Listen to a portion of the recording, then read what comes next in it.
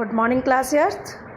बच्चों, आप लोगों का होम साइंस का सिलेबस आज से हम स्टार्ट करने जा रहे हैं। तो सबसे पहले आप लोगों के सामने आपके ये 12 चैप्टर्स हैं जो मैंने यहाँ पे आपको कंटेंट में लिख के दे दिए हैं, जिसमें आपका पहला चैप्टर है स्वास्थ्य, दूसरा है स्वच्छता, तीसरा है खाद्य पदार्थों का संरक्षण, चौथा है सामान्य बीमारियों एवं बचाव, पाँचवा है खाद्य पदार्थों में मिलावट, छठा है प्राथमिक उपचार, सातवां है सिलाई कला, आठवां है कढ़ाई कला, नौवां है बुनाई कला, 10वां पाक कला, 11वां गृह प्रबंध, 12वां धुलाई कला।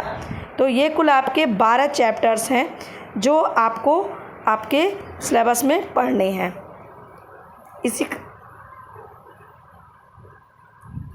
है तो बच्चों, इसी क्रम में हम लोग आगे बढ़ेंगे और आगे बढ़ने में आपका हम सबसे पहला जो आपका लेसन है स्वास्थ्य, आज इसके बारे में समझेंगे।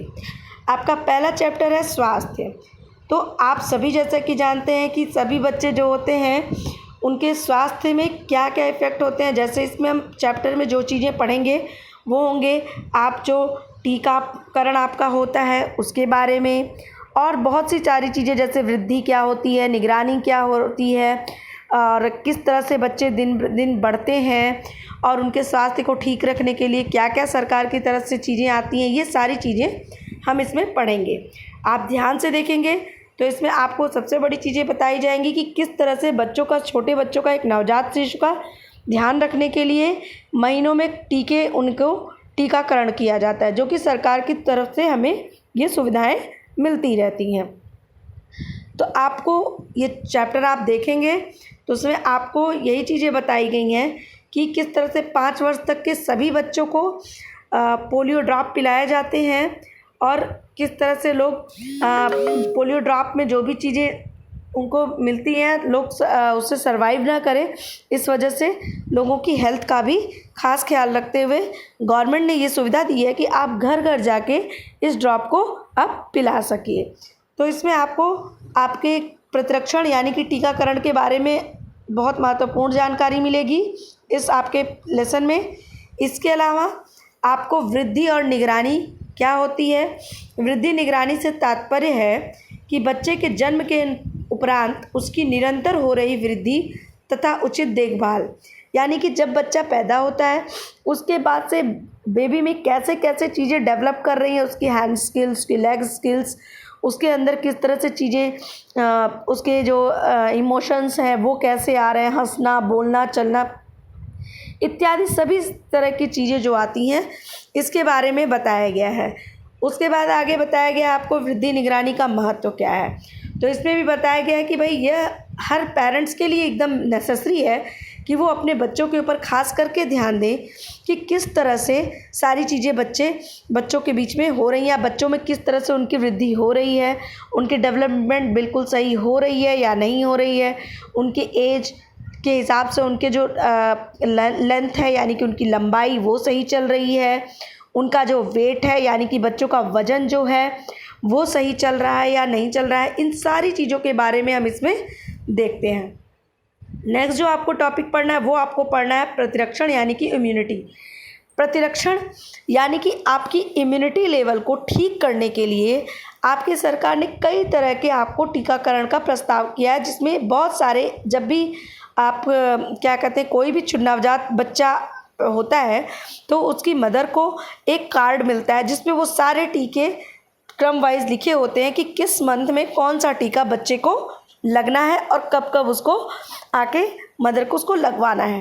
तो प्रतिरक्षण का मतलब होता है आपका कि इम्यूनिटी किस तरह से बढ़ाई जाए। इसके लिए आपको कहीं और ना जाके गवर्नमेंट द्वारा जो भी आपको सुविधाएं सेंटर्स में मिलती हैं, इसके लिए तमाम तरह के गवर्नमेंट ने छोटे छोटे सेंटर्स खोले हुए हैं टीकाकरण के लिए, जिन पर आपके वीक में 2 दिन या 3 दिन इस तरह से उन्होंने अपने क्रम वाइज बनाए हुए हैं कि कब कब बच्चों को इसके टीकाकरण किए जाएंगे।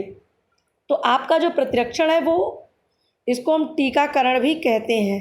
इस चीज़ का आप ध्यान रखिएगा। दोनों चीज़ों में बहुत खास अंतर नहीं है, बल्कि दोनों सेम है। अभी आपके सामने एक लिस्ट आई है जो आप लोग ध्यान देंगे तो देखेंगे, जिसमें लिखा हुआ है कि प्रतिरक्षण टीकों की सूची। यानी कि कब कौन सा टीका लगाया जाता है इसके बारे में आपको बताया गया है। जैसे ध्यान दीजिएगा, गर्भावस्था से 16-36 सप्ताह में आपको टीटी के 2 टीके लगते हैं, ठीक है।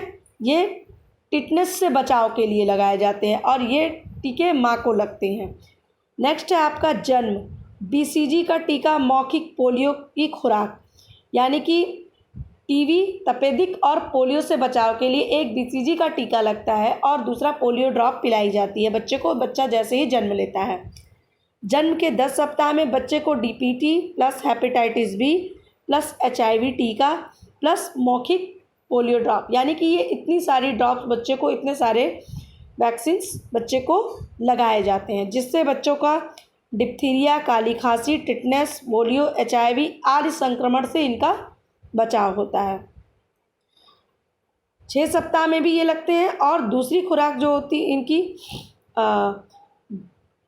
और पहली खुराक इन सब की लगती है 6 सप्ताह में और 10वें सप्ताह में डीपीटी, हेपेटाइटिस बी, HIV इन सब की तीसरी खुराक पोलियो ड्रॉप की तीसरी खुराक और बाकी चीज़ों की दूसरी खुराक लगती है। तो आपके यहाँ क्या होते हैं कि जैसे कि कुछ चीज़ों के आपके वैक्सीन के 2-2 बूस्टर या 3-3 बूस्टर में लगाए जाते हैं, क्योंकि एक साथ उतने बूस्टर को बच्चा सर्वाइव नहीं कर पाएगा या बच्चे की बॉडी रिकमेंड नहीं कर सकती। इस वजह से किसी भी टीके को 2 पार्ट में 2 बूस्टर्स में डिवाइड कर दिया जाता है। अब आगे आप इसी क्रम में देखेंगे तो 14 सप्ताह में 9 माह, 1 वर्ष, 16 से 19 माह, 2 वर्ष, 5 वर्ष, 5 से 6 वर्ष और 10 वर्ष, इस तरह से पूरे ये प्रतिरक्षण टीके लगाए जाते हैं। इसके बाद आप देखेंगे इसमें आपको प्रतिरक्षण से पूर्व की क्या क्या सावधानियां हैं आप उसको पढ़ेंगे। जैसे टीके का पूर्ण लाभ तभी मिलेगा जब उसे समय से लगवाया जाए। टीके की सामान्य मात्रा दिलाने के बाद निर्धारित समय पर उसकी बूस्टर खुराक, यानी कि जो उसकी सेकंड खुराक है वो टाइम टू टाइम उसे मिल जाए। टीका लगाने से पूरे देख लेना चाहिए कि सुई जो आप जिस निडल से आप टीका लगवा रहे हैं वो आपकी बिल्कुल भी संक्रमित नहीं होनी चाहिए। टीका लगवाने के बाद की क्या आपकी सावधानियां होती हैं, जैसे कि बच्चे को 1-2 दिन बुखार आता है टीका लगाने के बाद, उसके लिए आपको PCM यानी कि पैरासीटामोल या इस तरह की थोड़ी चीज़ें दी जाती हैं। उसमें आपको घबराने की ज़रूरत नहीं होती है, बच्चे को टीके लगते हैं तो ये सब एक वांछित लक्षण है जो बताते हैं कि हाँ टीका बिल्कुल सही तरीके से बच्चे की बॉडी में रिकमेंड किया हुआ है। BCG के टीके लगवाने पर या 3 माह तक उस स्थान पर फफोले न पड़े तो चिकित्सक को दिखाएं। ये चीज़ें होती कि जब आप 24 घंटे के अंदर BCG का टीका लगता है वो हर बच्चे को लगता है जन्म समय, और वो एक टीका ऐसा होता है जिसके लिए बच्चे को एक फफोले का रूप लेता है और उसका निशान वो छोड़ देता है। अगर वो फफोला नहीं पड़ रहा है तो इसका मतलब वो टीका ढंग से नहीं लगा हुआ है। ऐसी स्थिति में आपको तुरंत अपने डॉक्टर से कंसल्ट करना पड़ेगा। खसरे का टीका बच्चे को 9 माह से पूर्व न लगवाया जाए, यानी कि आपको अगर डॉक्टर कहते भी हैं कि नहीं हमारे पास ये चीज़ें आप लगवा लीजिए, तो आप ध्यान रखिएगा जिस टीके का जो टाइमिंग है उसी टाइमिंग पे हम बच्चे को वो टीका लगवाएं। इसके अलावा आप लोग को एक चीज़ें पढ़ने को मिलेंगी, कुपोषण यानी कि जब शरीर में पोषक तत्वों की कमी या अधिकता होती है तो हम उसे कहते हैं कुपोषण। कुपोषण के कई कारण होते हैं, जैसे अपर्याप्त भोजन, अनुपयुक्त भोजन, जागरूकता की कमी, स्वच्छ वातावरण, गरीबी, भोज्य पदार्थों इत्यादि कई सारे कारण होते हैं जो कुपोषण का शिकार बनाते हैं। कुपोषण में कई बीमारियां भी होती हैं, जैसे आपका पहली बीमारी का नाम है क्वाशियोकोर और दूसरी है रक्त अल्पता, यानी कि एक आपका होता है सूखा रोग और दूसरा आपका होता है जिसमें आपको खून की कमी हो जाती है। तो ये आपकी 2 बीमारियां होती हैं जो आपको कुपोषण से होती हैं, जिनके बारे में आप पढ़ेंगे और जानेंगे। इसके उपचार, लक्षण, ये सब कुछ यहाँ पे दिए गए हैं, आप इसको ध्यान से पढ़ लीजिएगा, ठीक है। तो ये आपके पूरे फर्स्ट चैप्टर की डिटेल्स है, जिसमें आपको ये बताया गया है कि स्वस्थ रहने के लिए जन्म से किस तरह से आपकी सारी चीज़ों को ध्यान में रखा जाता है, जिसमें खास तरीके से आपकी प्रतिरक्षण यानी कि आपके टीकाकरण की बात होती है। उसके अलावा आपके अंदर कुपोषण, ये 2 ऐसी चीज़ें हैं जो आपके अंदर ना आने पाए, इसके लिए इस तरह की चीज़ों का इंतज़ाम किया जाता है और इसकी देखभाल की जाती है।